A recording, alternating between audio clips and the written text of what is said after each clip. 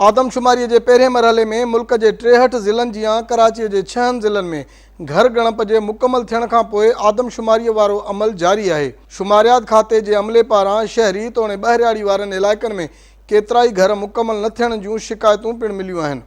अमले के अहिड़े रवैये ते सिंध टीवी न्यूज़ में ख़बर नशर थियण बाद शुमारियात खाते के आला अमलदारनि शांति नगर के सिंधी पाड़े में पहुंची इलाइक़े वासियुनि सां मुलाक़ात करे तफ़सील वरता ऐं यकीन ॾियारियो त को भी घर गणप खां न रहंदो। उन मौके ते सिंध टीवी न्यूज़ सां ॻाल्हाईंदे इलाइक़े वासियुनि जो चवणु हो त की घिटी आहे जे हिकु घिटीअ जी हिननि आदमशुमारी कई आहे ऐं ॿी पूरी पट्टी जो पट्टी न कई अथनि जेके 100 सवा 100 घर आहिनि।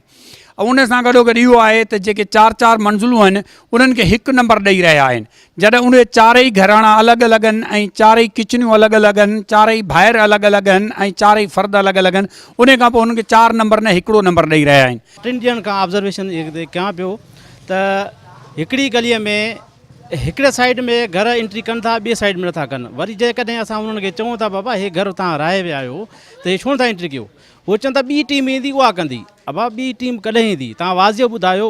चई अञा 15 ॾींहं 20 ॾींहं पिया आहिनि असांखे, वरी ॿीहर ईंदासीं रिकॉर्डिंग कर। बाबा हींअर मां बीठो आहियां, मां तव्हांखे लिखायां थो त हे तव्हां एंट्री छो नथा कयो। इहे छा साज़िश आहे असांखे ख़बर नथी पए। असां कंप्लेनूं करे चुका आहियूं पर हिननि खे को बि हिननि ते फ़र्क़ु नथो पए। घर शुमारी करे रहिया हुअनि त मां उन्हनि खां इहो सवाल पुछियो त साईं तव्हां हिकु साइड करे रहिया आहियो ऐं गली जी ॿी साइड छो न पिया कयो, छा वजह आहे हुनजी?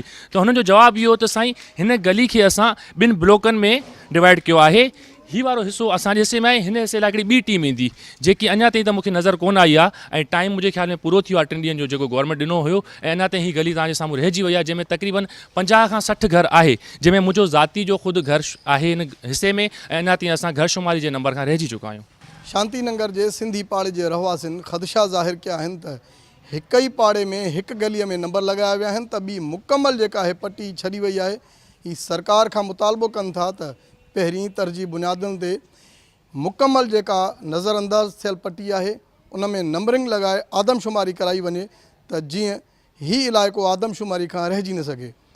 कैमरामैन कलीम खोखर सां बशीर संजराणी, सिंध टीवी न्यूज़, कराची।